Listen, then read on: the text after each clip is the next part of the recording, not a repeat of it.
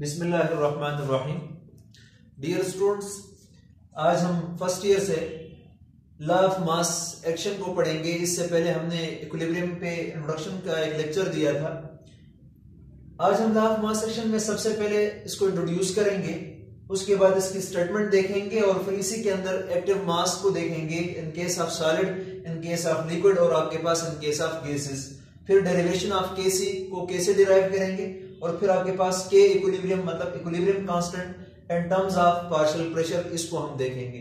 तो आज के इस लेक्चर में ये हमारे पास मेन टॉपिक्स हैं जिसको हमने देखना है। तो सबसे पहले हम इंट्रोडक्शन को देख लेते हैं। अगर हम इंट्रोडक्शन की बात करें तो यहां पर हम दो बातें करेंगे। एक कि इस लॉ को किसने प्रपोज किया था, कि this law was proposed by C.M. Guilbert and Peter Wage in 1864। 1864 में इस लॉ को दो साइंटिस्ट ने प्रपोज किया था, C.M. गुलबर्ग और आपके पास पीटर वेज ने, जिसमें आपके पास C.M. गुलबर्ग आपके पास एक केमिस्ट है और पीटर वेज आपके पास क्या है, मैथमेटिशियन है। और इन्होंने 1864 में इस लॉ को प्रपोज किया। अब अगर हम बात करते हैं तो ये लॉ हमें क्या बताता है, this law gives the relation between the rate of reaction and concentration of reactants। ठीक है, ये लॉ हमें क्या बताता है, कंसंट्रेशन ऑफ रिएक्टेंट्स और रेट ऑफ रिएक्शन के रिलेशन के बारे में बताता है कि स्पीड ऑफ रिएक्शन में या रेट ऑफ रिएक्शन में और कंसंट्रेशन ऑफ रिएक्टेंट में क्या रिलेशन है, ये हमें बताता है। या इस लॉ के अंदर हम इस बात को स्टडी करेंगे। ठीक है, इस लॉ को प्रपोज किसने किया था, C.M. गुलबर्ग और पीटर वेज ने 1864 में। और ये लॉ हमें बताता है रेट ऑफ रिएक्शन और आपके पास कंसंट्रेशन ऑफ रिएक्टेंट के दरमियान में क्या रिलेशन है, इस बात को हमने देखना है। तो पहले इसकी स्टेटमेंट को देखते हैं और स्टेटमेंट के अंदर एक्टिव मास है, उस एक्टिव मास को थोड़ा समझने की कोशिश करते हैं। ठीक है, तो अगर हम इसका स्टेटमेंट देखते हैं इस लॉ का, इसकी स्टेटमेंट क्या है, ये क्या कह रहा है बच्चों। अगर आप स्टेटमेंट देखें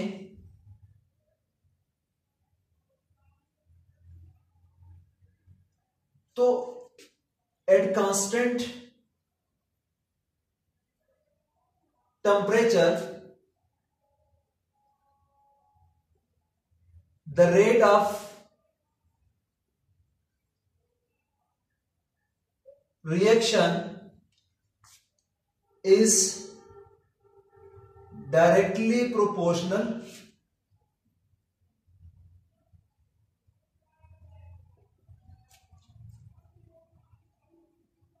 to the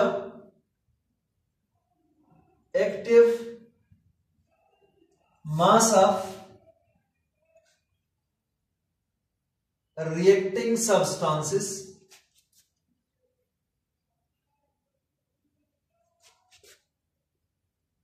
raised to the power of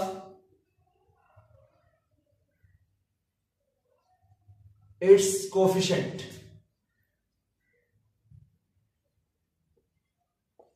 ठीक है, कि कांस्टेंट टेम्परेचर पर जो रेट ऑफ रिएक्शन है या जो स्पीड ऑफ रिएक्शन है वो डायरेक्टली प्रोपोर्शनल है active mass of reacting substance. Reacting substance का मतलब कोई भी रिएक्टेंट, ठीक है ना। Active mass of reacting substances raise to the power of its coefficient, मतलब किसी बैलेंस केमिकल इक्वेशन में जो भी इसका कोएफिशिएंट होगा उसको हम किस फॉर्म में लिखेंगे, पावर्स की फॉर्म में लिखेंगे। और रेट ऑफ रिएक्शन कंसंट्रेशन के साथ डायरेक्टली रिलेटेड है और स्पेशली हम एक्टिव मास की हम बात करेंगे। अब स्टेटमेंट तो लिखने में तो आसान है, पर इसके अंदर जब हम एक्टिव मास को समझेंगे तो फिर ये हमें और भी आसान कर देगा। तो इससे पहले हम एक्टिव मास को देख लेते हैं। स्टेटमेंट से पहले क्या देखते हैं, एक्टिव मास को देख लेते हैं। तो ये एक्टिव मास क्या होता है? तो बच्चों अगर हम एक्टिव मास को डिफाइन करें ना, तो एक्टिव मास आपके पास होता है द मास ऑफ सबस्टेंस या reactant which actually take part in a chemical reaction।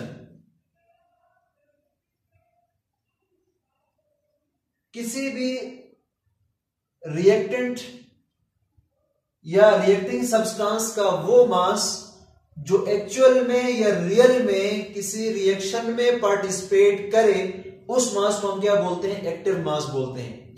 मतलब जो मास रिएक्शन में एक्टिव हो, जो रिएक्शन में पार्टिसिपेट करे, उस मास को हम क्या बोलेंगे, एक्टिव मास बोलेंगे। उस मास को हम क्या बोलेंगे, एक्टिव मास बोलेंगे। अब ये जो एक्टिव मास है इसको समझने की कोशिश करते हैं कि आखिरकार एग्जांपल्स हम केसेस समझेंगे, और इन केस ऑफ गैसेस या डाइल्यूट सॉल्यूशन इसको हम मोलर कंसंट्रेशन भी बोलते हैं। तो कैसे, इसको जरा देख लेते हैं।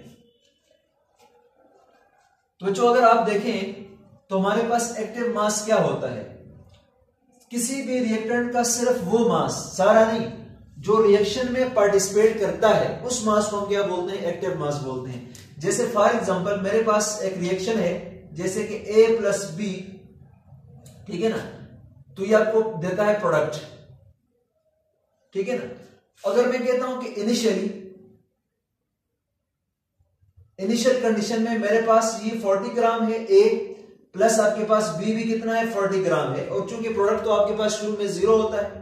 फिर हम फाइनली देखते हैं कि, या कुछ देर बाद देखते हैं फाइनल स्टेट में कि भाई आपके पास हमने देखा जो आपके पास A है वो आपके पास कितना है, 25 ग्राम है, और B आपके पास कितना है, 15 ग्राम है, ठीक है। मतलब हमने इनिशियली देखा तो दोनों 40 ग्राम थे, लेकिन जब हमने फाइनल स्टेट देखा आफ्टर द रिएक्शन तो ये आपके पास 25 ग्राम था और ये आपके पास कितना था, 15 ग्राम था, ठीक है ना। तो हमने देखा ये आपके पास यूज्ड मासेस क्या है, यूज्ड मासेस। तो जब हमने ये देखा कि इसका कितना मास यूज हुआ है A का, और B का कितना मास यूज हुआ है, तो अगर आप लोग देखें 40 और 25 का डिफरेंस निकालें तो A आपके पास यूज हुआ है, इनका डिफरेंस कितना आता है, 15 ग्राम, ठीक है ना। जबकि इसका डिफरेंस निकालें तो ये आपके पास कितना आता है, B इज इक्वल टू 25 ग्राम। मतलब इससे हमें ये पता चला कि जो आपके पास इस रिएक्शन में, रिएक्शन के बाद हमने देखा तो A का 15 ग्राम जो अमाउंट है वो यूज हुआ था, जबकि B का आपके पास 25 ग्राम अमाउंट यूज हुआ है, ठीक है ना। इसका मतलब ये हुआ कि आपके पास टोटल 40 ग्राम में से इसका सिर्फ 15 ग्राम यूज हुआ है, मतलब इसके 15 ग्राम ने रिएक्शन में पार्टिसिपेट किया है, और B जो है वो आपके पास 25 ग्राम यूज हुआ है, मतलब इसके 25 ग्राम ने रिएक्शन में पार्टिसिपेट किया है। इसका मतलब ये हुआ कि आपके पास सिर्फ वो मास जिन्होंने रिएक्शन में पार्टिसिपेट किया है, जो रिएक्शन में यूज हुआ है, इसको हम क्या बोलते हैं, एक्टिव मास बोलते हैं। इसको हम क्या बोलते हैं, एक्टिव मास बोलते हैं। तो A का 15 ग्राम एक्टिव है जिसने रिएक्शन में पार्टिसिपेट किया है, और इसी रिएक्शन में B का कितना पार्ट एक्टिव है, आपके पास 25 ग्राम। टोटल में से 25 ग्राम आपके पास एक्टिव था जिसने रिएक्शन में पार्टिसिपेट किए। तो इसका मतलब ये हुआ कि अगर हम सारा मास, इस टोटल मास की बात करते हैं, क्या ये सारा एक्टिव मास है, नहीं। क्या ये सारा जो हमने कोएफिशिएंट जितना भी लिया है या जितना भी अमाउंट हमने लिया है, क्या इस सबको हम बोलेंगे कि एक्टिव मास है, नहीं। मतलब इसमें से जो पार्टिसिपेट किया है रिएक्शन में, जो रिएक्शन में यूज हुआ है, सिर्फ उसको हम क्या बोलेंगे, एक्टिव मास बोलेंगे। क्या बोलेंगे, एक्टिव मास। तो अगर हम देखते हैं तो A का आपके पास बचा कितना है, 25 फाइनल स्टेट में ये बचा हुआ है, इसका 15 ग्राम बचा हुआ है, ठीक है ना। इसका मतलब ये है कि A का 15 ग्राम यूज हो चुका है और B का 25 ग्राम यूज हो चुका है। मतलब जो आपके पास B की एक्टिविटी ज्यादा है, B ज्यादा यूज हो चुका है, और जितना भी यूज हुआ है उसको हम क्या बोलते हैं, एक्टिव मास बोलते हैं। क्या बोलते हैं, एक्टिव मास बोलते हैं। इसी तरह से हम एक और एग्जांपल ले लेते हैं, ये एग्जांपल 1 है, एग्जांपल 2 ले लेते हैं लेट्स सपोज हमारे पास एक बीकर है, ठीक है, हमारे पास क्या है, एक बीकर है जिसमें बच्चों आपके पास वाटर पड़ा हुआ है, ठीक है ना, ये आपके पास वाटर है। इसी तरह से एक दूसरा बीकर है या गिलास हम ले लेते हैं, इसके अंदर हमारे पास वाटर पड़ा हुआ है, ठीक है ना, और इन दोनों के ऊपर, ठीक है, इसके अंदर जो वाटर है और इसके अंदर जो वाटर है, इसके ऊपर सनलाइट पड़ रही है, इसके ऊपर भी और आपके पास इसके ऊपर भी। अब जाहिर बात है जब इनके ऊपर सनलाइट फॉल कर रही है तो ये जितने भी मॉलिक्यूल हैं जो सरफेस पे हैं ये क्या करना शुरू कर देंगे, इवापोरेट करना स्टार्ट कर देंगे। मतलब ये मॉलिक्यूल क्या होंगे, आपके पास इवापोरेट होंगे, मतलब सिर्फ सरफेस वाले मॉलिक्यूल क्या करेंगे, इवापोरेट हो जाएंगे। इधर आपके पास क्या है, इसके सरफेस वाले मॉलिक्यूल्स भी क्या होने शुरू हो जाएंगे, इवापोरेट हो जाएंगे, ठीक है ना। लेकिन बच्चों अगर आप लोग यहां पर देखें तो इसमें आपके पास सरफेस पे ज्यादा मॉलिक्यूल हैं तो आपके पास क्या है, ज्यादा इवापोरेशन हो रही है, मतलब आपके पास क्या है, rate of evaporation is high, rate of evaporation आपके पास क्या है, ज्यादा है। इसी तरह से यहां पर अगर आप लोग देखेंगे rate of evaporation is low, rate of evaporation क्या है, आपके पास कम है। ऐसा क्यों है, क्योंकि आपके पास जो सरफेस एरिया है, ठीक है ना, इस गिलास का वो कम है तो सरफेस वाले मॉलिक्यूल कम है, तो जब सरफेस वाले मॉलिक्यूल इवापोरेट करेंगे तो तब दूसरा लेयर इवापोरेट करेगा। इसी तरह से यहां पर सरफेस के मॉलिक्यूल ज्यादा हैं तो ज्यादा molecule at a time evaporate कर सकते हैं, तो इस केस में इवापोरेशन का रेट ज्यादा है और इस केस में इवापोरेशन का रेट कम है। अब बच्चों अगर आप लोग और से देखें ना तो यहां पर आपके पास क्या कर रहे हैं, अगर हम फर्स्ट लेयर की बात करते हैं तो ये जो मॉलिक्यूल सरफेस के मॉलिक्यूल हैं, सरफेस मॉलिक्यूल्स, ये क्या है, एक्टिवली इवापोरेशन में पार्टिसिपेट करते हैं, पर इसके साथ जो इनर मॉलिक्यूल हैं या जो बॉटम के मॉलिक्यूल हैं इस वक्त ये इवापोरेशन में पार्टिसिपेट नहीं कर रहे। इसका मतलब कंसंट्रेशन तो आपके पास ज्यादा है, ये वाले मॉलिक्यूल भी है कंसंट्रेशन में, ये वाले मॉलिक्यूल भी हैं, पर हम एक्टिव मास किसको बोलेंगे, एक्टिव मॉलिक्यूल किसको बोलेंगे, ये जो सरफेस वाले मॉलिक्यूल हैं दीज आर एक्टिव मॉलिक्यूल्स, ये वाले मॉलिक्यूल आपके पास क्या है, एक्टिव मॉलिक्यूल्स हैं, क्योंकि सरफेस वाले मॉलिक्यूल क्या कर रहे हैं, इवापोरेशन में पार्टिसिपेट कर रहे हैं। इस केस में ये वाले जो सरफेस वाले मॉलिक्यूल हैं ये आपके पास इवापोरेशन में पार्टिसिपेट कर रहे हैं, लिहाजा इनको हम एक्टिव मॉलिक्यूल बोलेंगे। तो इनका जो मास होगा, इन मॉलिक्यूल का जो अमाउंट होगा, इन मॉलिक्यूल की जो कंसंट्रेशन होगी जो एक्टिवली इस इवापोरेशन में पार्टिसिपेट कर रहे हैं, इसको हम क्या बोलेंगे, एक्टिव मास बोलेंगे। फिर इसी तरह से इसमें भी आपके पास जो एक्टिवली पार्टिसिपेट कर रहे हैं इसको हम क्या बोलेंगे, एक्टिव मॉलिक्यूल्स बोलेंगे। तो जितने भी बॉटम की तरफ मॉलिक्यूल है वो आपके पास इस टाइम इवापोरेशन में पार्टिसिपेट नहीं कर रहे, ये सारे एक ही वक्त में इवापोरेशन में पार्टिसिपेट नहीं कर रहे हैं। तो एक सरफेस के मॉलिक्यूल लेयर जाएंगे, दूसरे सरफेस के मॉलिक्यूल आ जाएंगे, तो इस तरह आपके पास बारी बारी इवापोरेशन होती रहेगी। तो मतलब हम ये कह सकते हैं कि अगर मैं सनलाइट इस सरफेस पे फॉल कर रहा है तो ये जो सरफेस के वाले मॉलिक्यूल हैं एक्टिवली पार्टिसिपेट कर रहे हैं इवापोरेशन में, इसका मतलब ये सरफेस वाले मॉलिक्यूल एक्टिव हैं। तो जो मॉलिक्यूल एक्टिव हैं इन्हीं को हम क्या बोलते हैं, एक्टिव मॉलिक्यूल बोलते हैं, और इन्हीं का जो अमाउंट है, इन्हीं का जो कंसंट्रेशन है, इन्हीं का जो मास है, इसको हम क्या बोलते हैं, एक्टिव मास बोलते हैं। तो सारे मॉलिक्यूल को या सब की कंसंट्रेशन को या सब कंसंट्रेशन को और ऑल कंसंट्रेशन को हम एक्टिव मास नहीं बोलेंगे, एक्टिव मॉलिक्यूल्स नहीं बोलेंगे। तो याद रखिएगा, सिर्फ वो मॉलिक्यूल्स या वो मास या वो कंसंट्रेशन एक्टिव मास कहलाएगा जो रिएक्शन में रियल में पार्टिसिपेट करते हैं, जो रिएक्शन में एक्चुअली पार्टिसिपेट करते हैं, जो एक्टिवली किसी रिएक्शन में पार्टिसिपेट करते हैं, इसको हम क्या बोलते हैं, एक्टिव मास बोलते हैं। क्या बोलते हैं, एक्टिव मास। अब अगर एक्टिव मास को हम देखते हैं तो इसको हम तीन केसेस में देखेंगे, in case of solid, in case of liquid और आपके पास इन केस ऑफ गैसेस। तो सबसे पहले हम देखते हैं in case of gases, in case of gases. बच्चों अगर हम गैसेस की बात करते हैं ना तो आपके पास गैसेस की केस में आपके पास क्या होता है, अगर हम गैसेस की बात करते हैं, फिर हम बात करते हैं सॉलिड की, और फिर हम बात करते हैं लिक्विड की। तो अगर आप लोग देखेंगे इन केस ऑफ गैसेस जो आपके पास एक्टिव मास है, इन केस ऑफ गैसेस जो आपके पास एक्टिव मास है वो आपके पास बेसिकली किसके बराबर है, मोलर कंसंट्रेशन के बराबर है।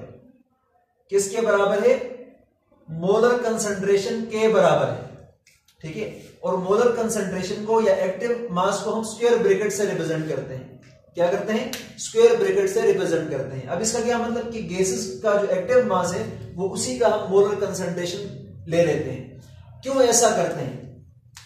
क्योंकि जब हम गैसेस की बात करते हैं तो गैसेस में आपके पास जो मॉलिक्यूल्स हैं वो आपके पास क्या होते हैं? फार अवे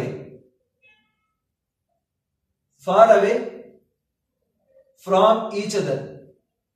एक दूसरे से क्या करते हैं? काफी दूर होते हैं। तो हर एक मॉलिक्यूल आपके पास एक दूसरे के साथ कोलाइड कर सकते हैं, मतलब हर मॉलिक्यूल रिएक्शन में पार्टिसिपेट कर सकता है। तो इसलिए जब हम गैसेस की बात करते हैं तो हम उसकी ओवरऑल कंसंट्रेशन लेते हैं। जैसे अगर आपके पास लेट सपोज ये कोई सिलेंडर है जिसमें आपके पास ये गैस के मॉलिक्यूल हैं। अब आपको पता है गैस के मॉलिक्यूल दूर दूर होते हैं और आपके पास फ्रीली मूव करते हैं। हर मॉलिक्यूल आपके पास क्या कर सकता है? फ्रीली मूव कर सकता है, ठीक है ना। अब जब हर मॉलिक्यूल फ्रीली मूव कर सकता है तो इसका हर मॉलिक्यूल किसी दूसरे मॉलिक्यूल के साथ कोलाइड कर सकता है, मतलब हर मॉलिक्यूल रिएक्शन में पार्टिसिपेट कर सकता है, ठीक है ना। तो इसका मतलब यह है कि इधर जितने भी हमने मॉलिक्यूल्स लिए हैं ये सारे एक्टिव होते हैं टुवर्ड्स द केमिकल रिएक्शन। ये सारे के सारे रिएक्शन में पार्टिसिपेट करते हैं, इसलिए इनकी जितने भी कंसंट्रेशन होती है इसी को हम क्या ले देते हैं?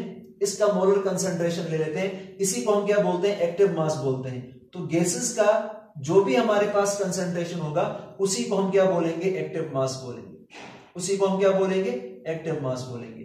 तो गैसेस की केस में जो कंसंट्रेशन हम लेंगे वही आपके पास क्या कहलाता है? एक्टिव मास कहलाता है, क्योंकि इसके मॉलिक्यूल्स दूर दूर होते हैं और हर मॉलिक्यूल फ्री होता है to vibrate, to rotate, to collide with each other. तो हर मॉलिक्यूल एक्टिवली पार्टिसिपेट कर सकता है। इसलिए हम गैस की जब भी बात करेंगे तो एक्टिव मास उसकी मोलर कंसंट्रेशन लेंगे, ठीक है ना।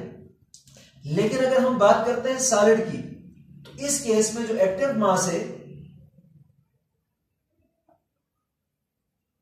ठीक है, या जो मोलर कंसंट्रेशन है,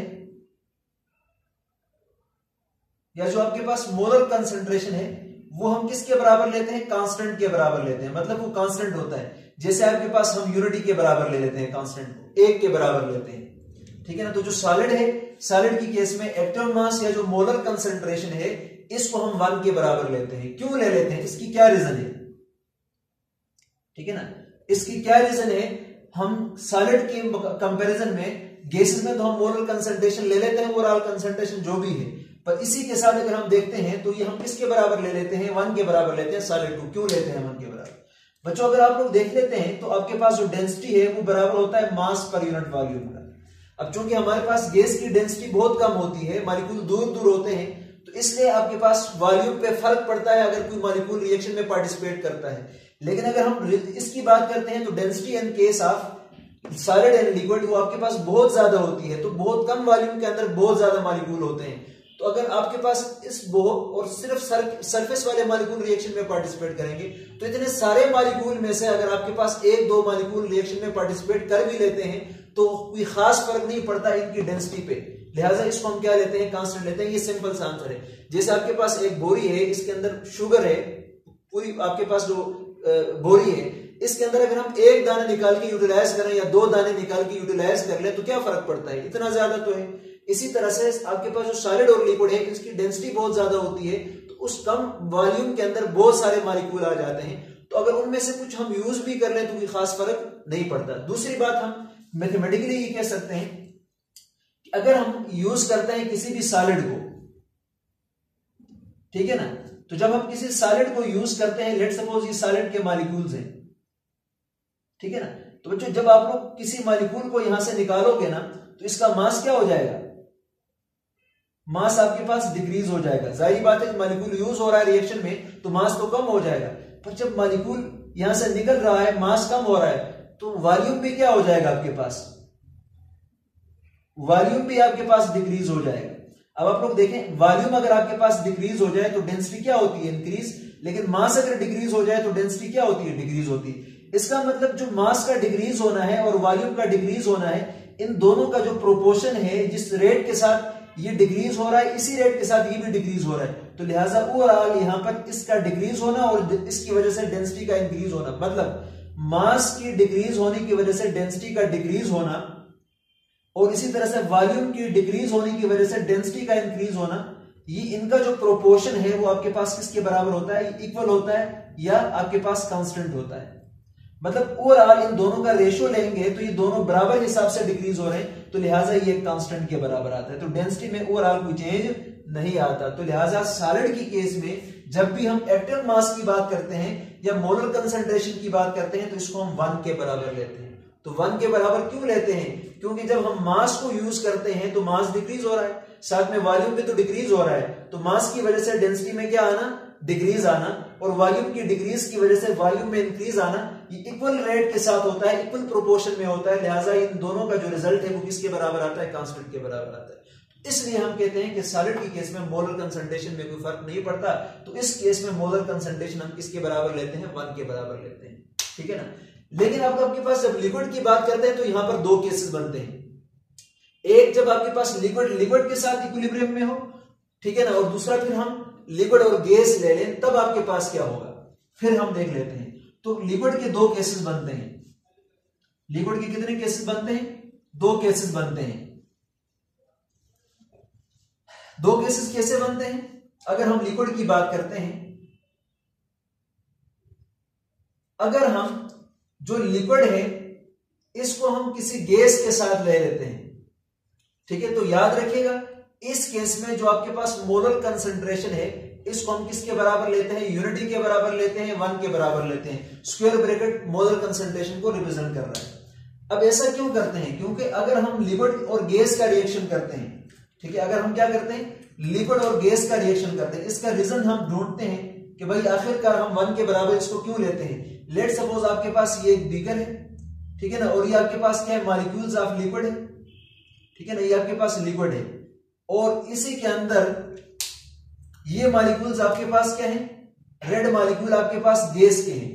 अब जाहिर बात है अगर हम रिएक्शन की बात करते हैं तो वो मॉलिक्यूल जो आपके पास सरफेस पे हैं सिर्फ वो इस गैस के साथ क्या करते हैं, रिएक्ट करते हैं। तो मतलब सारे मॉलिक्यूल जो आपके पास इंटीरियर में है या जो बॉटम की तरफ है ये इस गैस के मॉलिक्यूल के साथ रिएक्ट नहीं करते, तो सिर्फ ये जो सरफेस के मॉलिक्यूल हैं ये आपके पास क्या करते हैं, एक्टिवली पार्टिसिपेट करते हैं। तो अगर आपके पास सरफेस वाले मॉलिक्यूल यूटिलाइज भी होते हैं तो ओवरऑल इस लिक्विड की कंसंट्रेशन पे कोई फर्क नहीं पड़ता।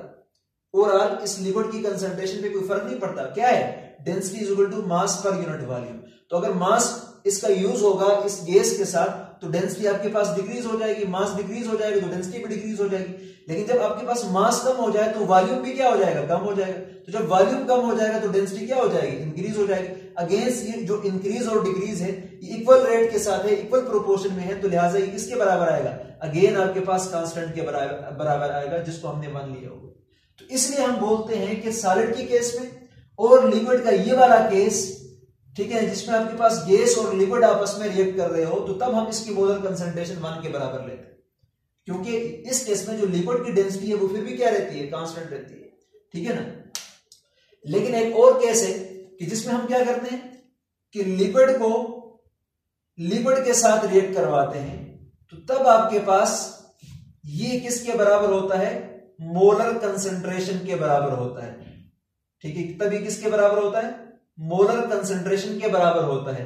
मतलब ये 1 के बराबर नहीं होता, नॉट इक्वल टू 1। याद रखिएगा इस बात को, इस केस में ये 1 के बराबर नहीं आएगा, ये मोलर कंसंट्रेशन या एक्टिव मास के बराबर आएगा। इसका कोई ना कोई मास पार्टिसिपेट करेगा, ठीक है ना। ऐसा क्यों है, क्योंकि जिस वक्त हम किसी एक लिक्विड का, जैसे मैं ये बीकर ले रहा हूं, इसमें ये आपके पास लिक्विड के मॉलिक्यूल्स हैं, ठीक है ना, और बाहर से मैं क्या कर रहा हूं, कोई और लिक्विड इसमें ऐड कर रहा हूं, ठीक है ना, तो सारे लिक्विड के मॉलिक्यूल हैं। तो ये लिक्विड मॉलिक्यूल इसके साथ मिक्स हो जाते हैं, ये लिक्विड मॉलिक्यूल इसके साथ मिक्स हो जाते हैं। मतलब ये कि सारे मॉलिक्यूल एक दूसरे के साथ मिक्स अप हो जाते हैं। गैस के मॉलिक्यूल इसके अंदर तो नहीं आ सकते थे, पर लिक्विड के मॉलिक्यूल तो इसके अंदर आ सकते हैं। तो लिहाजा अब सिर्फ सरफेस वाले मॉलिक्यूल नहीं रिएक्ट करेंगे, बल्कि इसके इंटीरियर के ये जो मॉलिक्यूल हैं ये भी रिएक्शन में पार्टिसिपेट करेंगे। तो ओवरऑल आपके पास इसके जो भी कंसंट्रेशन हमने यहां पर लिया हुआ है वो सारे कंसंट्रेशन आपके पास या सारे मॉलिक्यूल इस लिक्विड के साथ क्या कर सकते हैं, रिएक्ट कर सकते हैं। तो लिहाजा इस केस में हम 1 के बराबर नहीं लेंगे, बल्कि जो कंसंट्रेशन है हम उसी के बराबर ले लेंगे। ठीक है ना। तो इसके वक्त आपके पास किसके बराबर होगा कि जब आपके पास लिक्विड के साथ रिएक्ट कर रहा है तो तब हम इसकी कंसंट्रेशन 1 के बराबर नहीं लेंगे, इसकी कंसंट्रेशन जो भी इसकी कंसंट्रेशन है उसके बराबर लेंगे, जिसको हम क्या बोलते हैं, मोलर कंसंट्रेशन बोलते हैं। तो ये आपके पास कंसेप्ट था। तो ये चीजें आगे यूज होंगी किसमें, केसी को जब हम फाइंड करेंगे किसी भी रिएक्शन के लिए, तो तब हम जब सॉलिड आएगा उसको कैसे लिखेंगे, जब कोई लिक्विड आएगा उसको कैसे लिखेंगे, और जब कोई गैस आएगा उसके लिए हम केसी कैसे लिखेंगे, इस बात को हमने देखना है। अच्छा, तो ये था आपके पास active mass in terms of liquid हम कैसे लिखते हैं, इन टर्म्स ऑफ सॉलिड हम क्यों 1 के बराबर क्यों लेते हैं, और लिक्विड में एक केस में हम 1 के बराबर लेते हैं तो क्यों लेते हैं, और इस केस में हम 1 के बराबर क्यों नहीं लेते थे, उसकी रीजन मैंने आपको बता दी, ठीक है ना। तो ये तो आ गया इसके अंदर एक्टिव मास का। लेकिन हमने स्टेटमेंट को अभी तक एक्सप्लेन एक्टिव मास को तो कर लिया है, लेकिन हमने इसकी जो स्टेटमेंट की मैथमेटिकल डेरिवेशन है वो हमने नहीं की हुई है। तो अब हम देख लेते हैं इसकी मैथमेटिकल डेरिवेशन को भी, कि भाई आपके पास इसकी स्टेटमेंट अगर हम चेक करें, अभी जो हमने लिखा था लॉ ऑफ मास एक्शन का, कि सिंपल अगर मैं बोलूं तो आपके पास जो रेट ऑफ रिएक्शन है वो आपके पास क्या है, इज डायरेक्टली प्रोपोर्शनल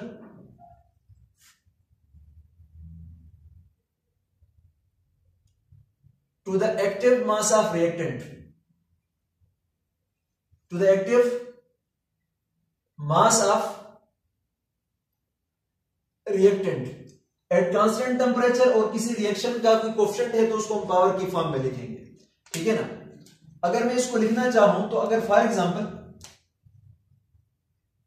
आपके पास एक जनरल रिएक्शन है A, small a is the coefficient, A is the reactant, plus आपके पास small b is the coefficient, capital B is the reactant। ये आपस में रिएक्ट करते हैं, चूंकि हम रिवर्सिबल रिएक्शन पढ़ रहे हैं, तो जब A और B आपस में मिलते हैं तो ये क्या बनाते हैं, C बनाते हैं, और प्लस आपके पास क्या बनाते हैं, D बनाते हैं। Small c coefficient, small d coefficient, C D आपके पास प्रोडक्ट है। तो जब आपके पास क्या है, इसको हम फॉरवर्ड रिएक्शन बोलते हैं। मैं इसको FR से रिप्रेजेंट कर रहा हूं, कि मतलब जब A और B आपस में मिलते हैं तो वो क्या बनाते हैं, C और D बनाते हैं।